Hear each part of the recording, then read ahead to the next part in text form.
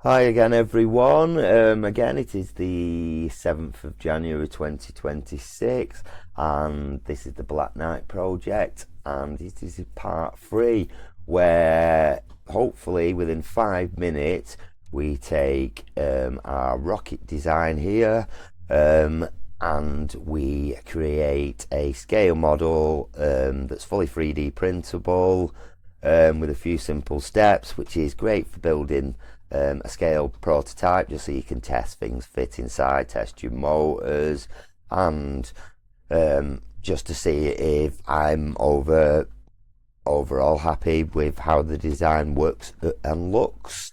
Now, I'm not saying that this rocket's going to be capable of flying. Now, in theory, if you scaled it up, because we're working on such small tolerances like 0.5 mil everything, it's obviously not going to be the strongest because we're only doing the mock design in PLA. Now, there is plenty of new filaments out there that have got carbon fibre built into them, normally around about a 20% ratio, but they now do PLA with carbon fibre, they do PEPG with carbon fibre, and you can get a lot of the PA nylons with carbon fibre additional strength in it. But for now, we want to literally just get a design to see if we're happy with the design, because obviously it's great looking at it on the screen, but I'm old school. I want it in my hand. I want to have a look at it. I want to see if there's any flaws. I want to check how big it actually physically looks and the scale and so on. So what we're going to do a cheat really. We're not going to draw the complete rocket. We're just going to draw the tube. And I will explain why we're only going to draw the tubes in a second. But first of all, as we can see, we've drawn the nose cone. It's already designed, it's already done. Now, if we click on the nose cone, it'll highlight it, it bolds the text. And what we're going to do, we're going to right click and export object. Now, an object file can be converted into an STL, which is when it creates the G codes and slices it to work on a 3D printer. So we'll click export.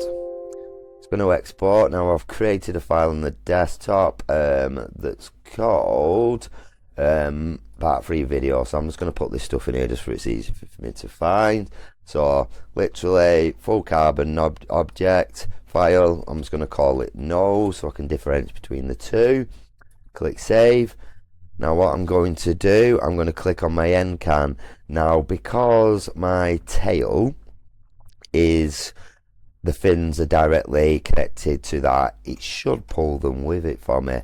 So I'm going to click on export and I'm going to call this one tail. Click save. Now if we have a look in the folder that we've got on the desktop, and I can find where it's put it, here we go. We're going to open that up, and if we double click on the nose cone, this should use Windows Standard Object Viewer. And no, it's not going to. Give me 1 second. So we're going to open with Windows Viewer instead of opening up Cura. So as that opens up in Windows Object, now you can see it's done an extremely good job, to be fair. But what you need to be wary of these, because we're only printing it 1 or 2 mil, well, about a mil thick, it's going to be pretty much a solid object. But what happens when you export from OpenRocket, which I'm pretty sure the developers will fix in it, is it doesn't create a solid connection between the shoulder, i.e. this section that slides into the rocket, and the actual nose cone itself. So that's something to bear in mind. So we're just going to check that the other object looks as it should. So again, we're just going to open up with the standard Windows viewer, so we're not opening up a slicer. And to be fair, it looks pretty amazing. So that's the first 2 objects done. Now I'll show you why we can't really use the export the tube itself. So if I try and export say this tube, because we want to do the body tube, now if I do the same process and export and call it top tube, Click save. Go back to my desktop, get rid of Cura that we default setting still is for some reason, and go to top tube. Again, we're just going to open it with standard 3D view that's built into Windows.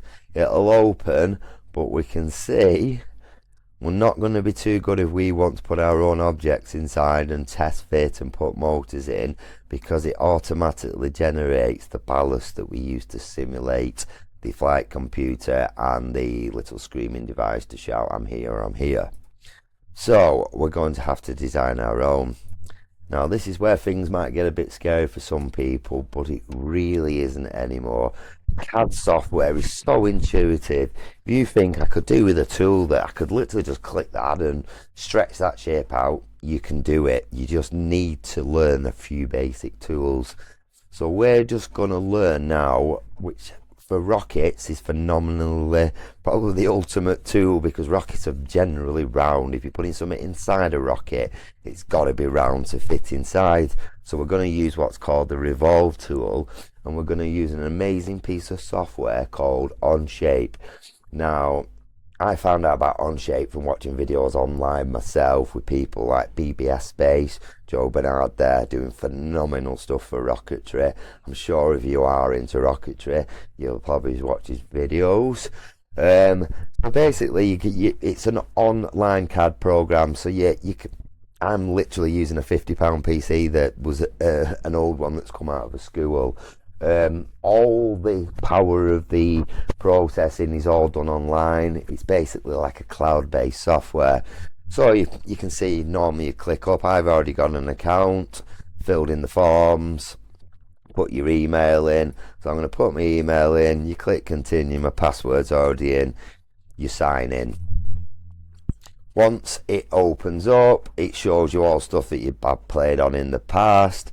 It's simple as create a document. Now we'll call this document tubes for scale test. Create document.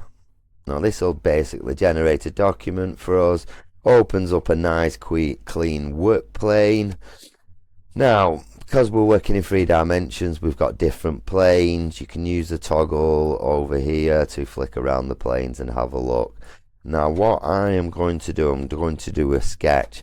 Now because I like working with things in front of me and we're designing a simple tube, all I'm going to do is click the front, so it automatically brings me directly onto the front plane. Now before I can draw anything, I need to tell it I want to draw something. So I click on sketch, I click on a sketch plane. Now select sketch plane, says here, really simple, click on this plane. Now we've got a sketch plane, so I can zoom in and out using the toggle on my mouse. If I hold my right button down, I can toggle, click on here, I can go back. If I hold my right button down, that's what I use for drawing my shapes. If you hold the scroller down, that lets you scroll in and out, that lets you move the plane around also. So what we need to do, first of all, we need to actually draw our object. So what I need to do, or I like to do before I start anything, especially if I'm doing a revolve, I like to give myself a center line to work off. So what you do is literally click on the line draw button, and then because I don't want this line to be on my actual drawing, I'm going to use what's called a construction line. So I click on the construction line, I click on the center, and then I go up. Now if I zoom in a bit, you can see that it's a broken line. That's to show that it's a construction line. If I bring it to the line go straight, it goes between a yellow and blue line. Now that proves that I'm straight, so I want this line to be perfectly straight and perfectly vertical. So I click. Now once I click, I can move around ready to do the next line, but before I do that, what I want to do is set the length of this line. So I'm going to do it 150 millimeters long. I hit enter, and that's a line, so you can see what scale the plane's at now. That's 150 millimeters long. I'll press the escape key and break off. Excuse me. And then basically what we need to do now is find out some dimensions.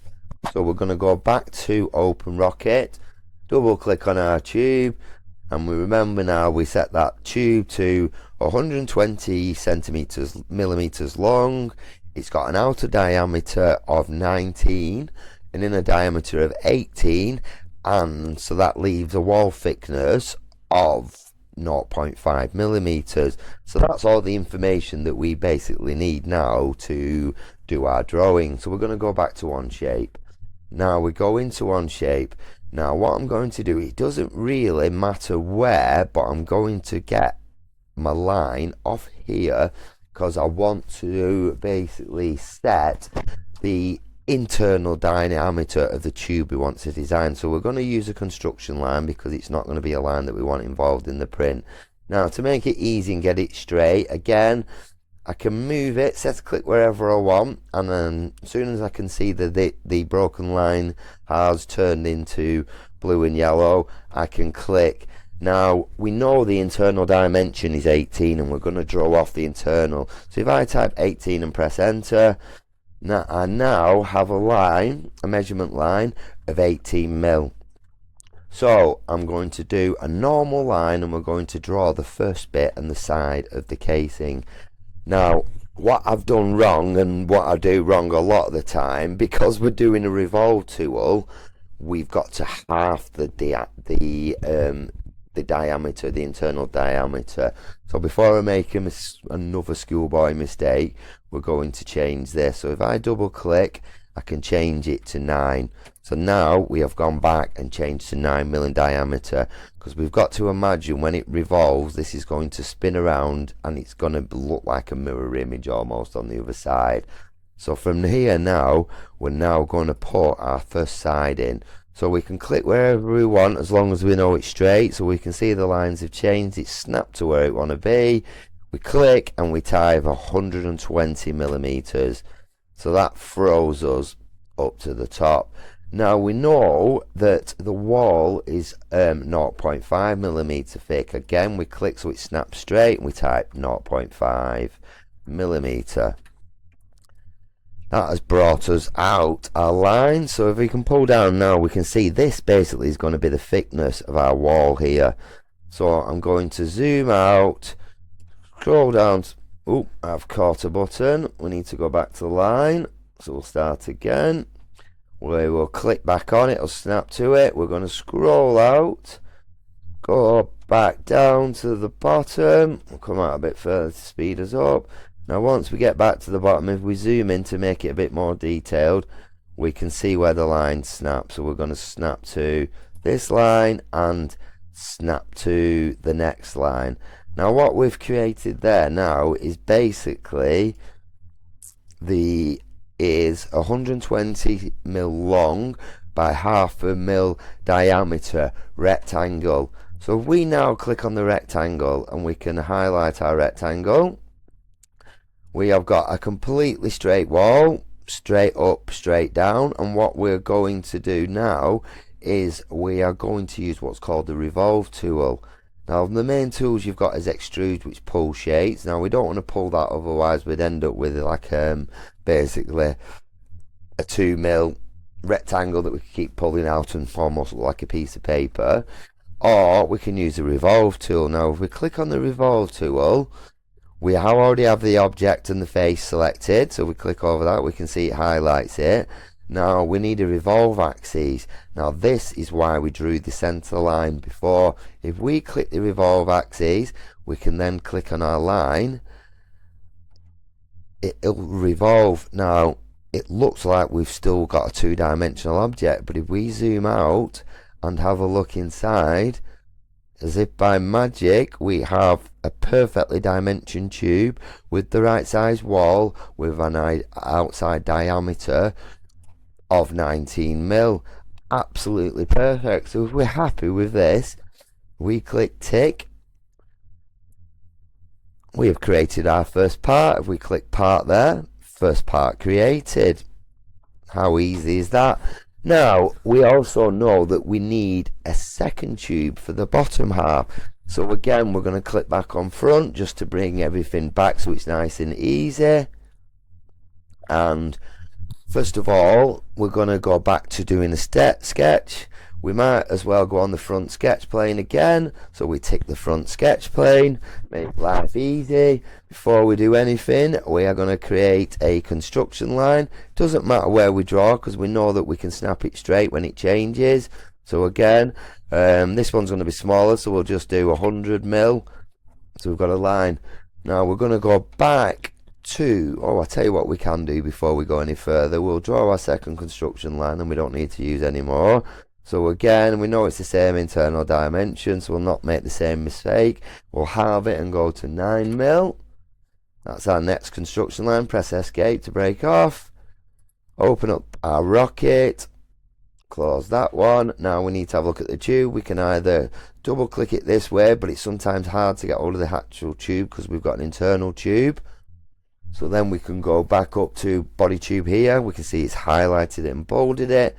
Double click and we'll have a look at the length. So all the rest are the same dimensions, but what we need to do is then we need to put the length, we need to change down to 45. So we're quite happy there. So we'll just pick 45 with the length. So we go back in to the browser. We now put a normal line on, seeing it's snapped, so we can see that it snapped into place, and we want 45 mil. Same process again. We can work directly off the top, set this one to 0.5, which is the thickness of the wall. Zoom back out, straight down to the bottom.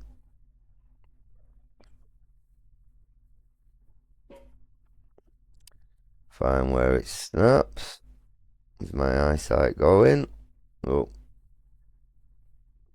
because I'm so zoomed in. And back again. Right, so again, it's just told us the last line's 0.5 mil, so we know everything's perfect.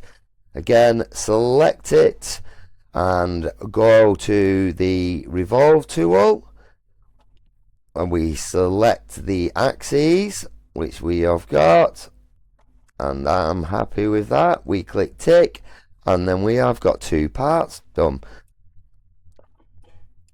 We can have a quick look. Two parts, that's our top and bottom. Now all we need to do now, a few more simple steps. We right click on the part, we click export. We are going to call the first part 120 mil tube. That'll export. Second part, I'm going to export them separately just so you can get used to exporting separate parts. And I'm going to call this one 45 mil tube. Click export. Now the default place where everything automatically exports to should be just the download folder, so we can see both files. So just a simple select both files, and I'm going to drag and put them into the folder that we've got the other two parts in. So if we have a look in the folder now, we have got a nose cone, we've got the tail, I'm going to delete that top tube because we don't need the top tube because we've recreated them. So we've got the four parts that we need.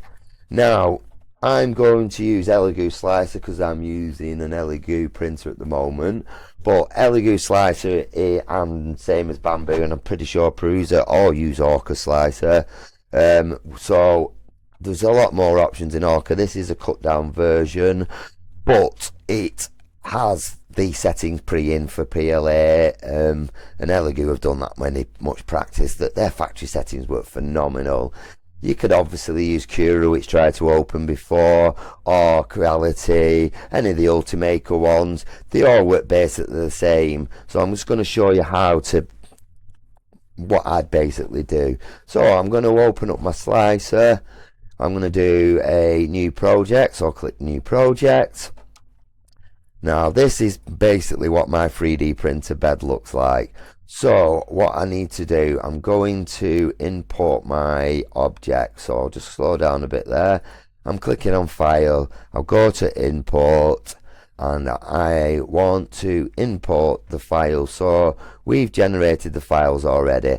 So if we go to the desktop and we want to go to the folder where we've got everything installed, the first part that we'll bring in the small tube first to check that that's okay. So ignore that, that's because I've got the wrong setting on, that's just telling me about millimeters.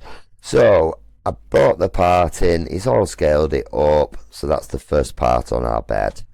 So we'll bring the next part in. So again, import, we'll bring the larger tube in, yes, move it apart because obviously you can't print it over the top of each other. Repeat the process, we'll bring in the tail. There she is, looking absolutely beautiful. Just going to move them through the front of the bed a bit. And then last but certainly not least, we'll bring in the nose cone that was generated for us. Again, easily generated. We can zoom in. They all look as they should do, which is nice. Now, so what we want to do is do a slice. So because I'm only doing a test, I'm going to run it on draft. Now the things that you want to check on thin objects, sometimes it's hard to release what's called the brim, which is a little layer around the bottom that it gives it just as support really. So I'm going to turn brims off, because sometimes if you try and pull a brim off a tiny object you end up damaging it. So I'm going to turn brims off. Because they're so thin, I'm just going to leave it as the default walls. Normally you can play around with infill, which basically is if you've got a thick object, you don't want to print it fully, so it'll do a certain percentage of infill on lines. The one thing that I'm looking at here is this could print with no supports, and I think this printer is capable of printing with no supports, but as you can see, this bottom edge doesn't touch, so we're going to leave supports on, and if it thinks it needs supports we're going to give it. So what happens now, we click slice, it starts slicing and generating cool paths. Now what it's whinging about here is because these objects are so thin, it's worried about it's going to knock them over. So what we can do when we go to quality, strength, there is a little tick box here that says detect thin walls. So it'll automatically detect the walls are thin and let it process it and let it slow itself right down so it can slice. There's going to be a few warnings because of how narrow this gauging is on it. So basically this has sliced it all, it's done it all. I've got automatic supports on. It doesn't really think it needs supports, so it's not going to print supports. Now the whole object here is only going to weigh 8.2 grams. But what we can do quickly, just to show you how cheap of a process this is, if we go to edit the material, these rolls per kilogram cost around £14 delivered. So if we put £14 cost in, hit enter, nice little trick, and then reslice again, we can basically see what cost this is going to cost us to produce our prototype. And our prototype is going to cost 12p. It's laughable for something that comes out and would make an unbelievable little ornament if you're into it. So all I do now is I've got my printer connect with wireless. It's not plugged in at the moment, but I'd literally just click print. That would send it directly to my printer. I'd upload it to my printer. It's going to whinge that it's not connected in a minute. And directly upload printer not connected, and then in a second I will get it connected, we'll do a quick print, and I will show you the finished product. Now after this video we're going to move on to the mold making and actually producing the parts in carbon fibre, then going directly into testing motor charging and injectors. So we're going to see fires, we're going to see flames, and we're going to see smoke. Can't wait to do this next bit. See you soon.